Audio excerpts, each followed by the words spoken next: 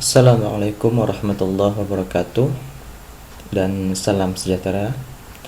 Untuk session kali ini kita akan mengajarkan kepada teman-teman sekalian bagaimana cara menentukan atau mendefine section properties kita.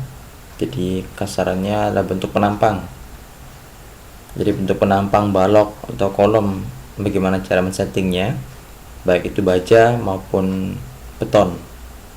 Jadi perlu saya ingatkan kembali lagi, satu hal yang sangat terpenting ialah kita harus memastikan satuan yang akan kita gunakan. Jadi mungkin untuk satuan penampang yang relatif kecil, kita lebih mudah dengan sentimeter ya, kilogram sentimeter. Jadi terserah Anda menggunakan sentimeter, milimeter atau meter sesuai dengan keinginan Anda. Kemudian langkah selanjutnya ialah Anda klik define, Anda frame section, akan muncul box seperti ini. Nah, ini adalah tipe-tipe yang sudah ditentukan dari e-tabs. Namun untuk kali ini saya akan memberikan Anda satu cara yang lebih mudah ya. Pertama kita akan memberikan contoh untuk mendesain beton. Namun perlu saya ingatkan sebelumnya bahwasanya di saat kita menentukan define frame properties ini berarti material telah kita tentukan. Jadi Anda menyelesaikan material terlebih dahulu, kemudian baru berlanjut kepada frame section.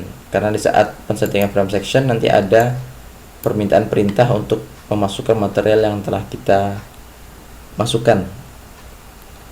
Oke, saya akan berikan contoh kepada Anda untuk mendesain balok dari beton.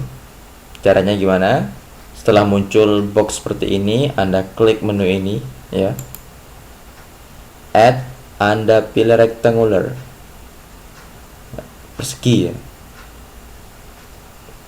klik, akan muncul seperti ini. Kemudian section name ini terserah Anda beri nama, kita misalkan beri nama beton. Penamaan ini terserah, karena tidak akan mempengaruhi pada analisa strukturnya. Ini hanya untuk mempermudah kita saja. Kemudian material, nah di sini. Jadi Anda sebelumnya harus sudah menentukan define material.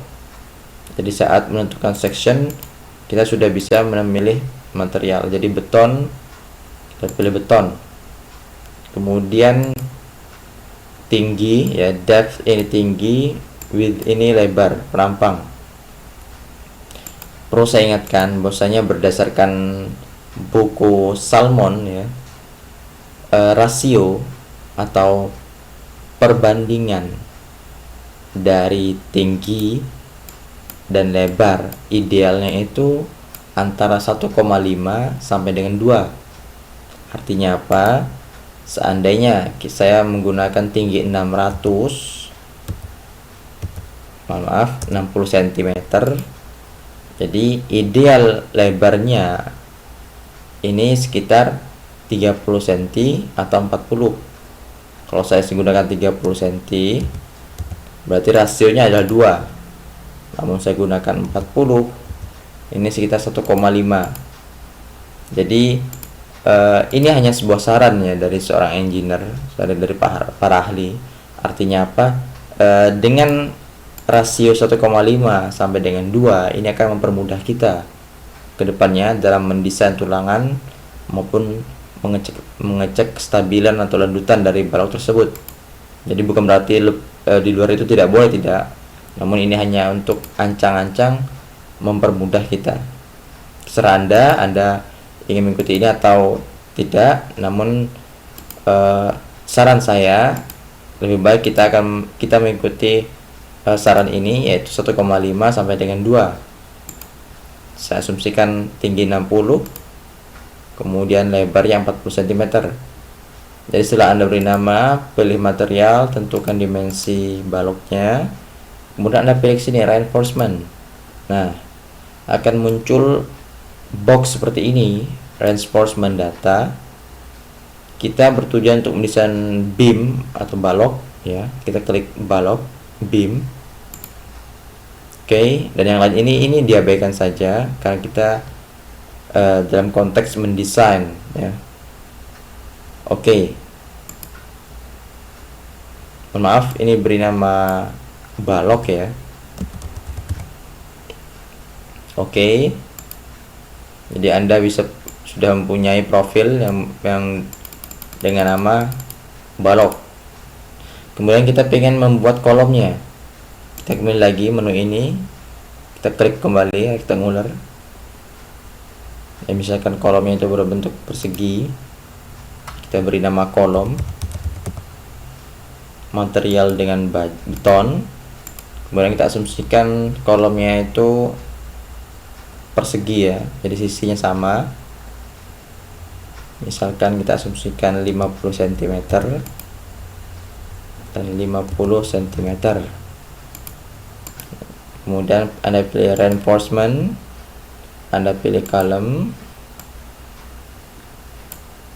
ya, column, dan ini kita ini diabaikan, dan ini kita pilih cek design ya, kita pilih design. Jadi Anda cukup memastikan ini column dan ini dua, ini yang lainnya diabaikan karena konteks kita adalah mendesain. Oke. Lalu kita tekan oke. Nah, itu untuk penampang beton. Jadi sudah kita dapatkan, yaitu kolom dan beton balok, maaf. Jadi kolom dan balok sudah dapatkan, ini berdasarkan beton. Kemudian bagaimana dengan baja ya? Anda pilih ini. Jadi banyak sekali menawarkan ya, WF, C, bentuk C dan lain sebagainya. Misalkan kita menggunakan untuk balok ya, misalkan WF, Anda klik ya, seperti halnya tadi, Anda ketik namanya, kemudian materialnya Anda pastikan baja, beton, other atau lain sebagainya. Tentunya kalau untuk WF tentunya baja. Kemudian untuk nilai-nilai ini harus Anda lihat pada tabel baja ya. Jadi kalau kita berbicara tentang baja, profil baja, kita kembali lagi harus kembalikan kepada data spesifikasi dari pabriknya. Jadi kalau Anda menggunakan penampakan dari pabrik A, kita harus menggunakan data yang ada di pabrik A. Jadi mengenai tinggi ya, kalau ini tinggi penampangnya, kemudian lebar dari sayap atas, dan ini tebal dari sayap atasnya, ini tebal dari badannya, tebal plat badan, kemudian ini adalah lebar sayap bawah, dan ini adalah tebal dari sayap bawah. Jadi saya tekankan, Anda harus melihat tabel baja. Setelah itu Anda ketik OK, yang kita beri nama balok baja. Oke. Dari WF. Kemudian kolomnya kita asumsikan kolom itu berasal dari circle misalkan ya, beton atau baja, atau mungkin pipa ya. Kalau circle tadi full, jadi kalau baja jarang sekali digunakan penampang yang full karena sangat boros seperti itu. Kalau baja kita menggunakan yang berongga, kita beri nama kolom baja. Kemudian ini adalah diameter luarnya, kita asumsikan 550 cm. Ingat satuannya, sekali lagi saya ingatkan satuan. Kemudian tebalnya kita asumsikan 1 cm atau setengah cm. Kita asumsikan 1 cm misalkan. Oke. Nah, jadi seperti ini teman-teman kalau kita ingin mendefinisikan frame propertiesnya. Jadi teman-teman tinggal memilih sesuai dengan bentuk. Misalkan kalau teman-teman ingin bentuk channel seperti ini, double angel seperti ini. Kalau ini biasa kita gunakan untuk rangka batang ya. Box seperti ini. Jadi perlu saya ingatkan lagi, sebelum kita masuk pada frame section, define material harus sudah kita definisikan terlebih dahulu. Jadi seperti itu. Jadi kita dapatkan beberapa penampang, balok beton, balok baja, ya, kolom beton dan kolom baja.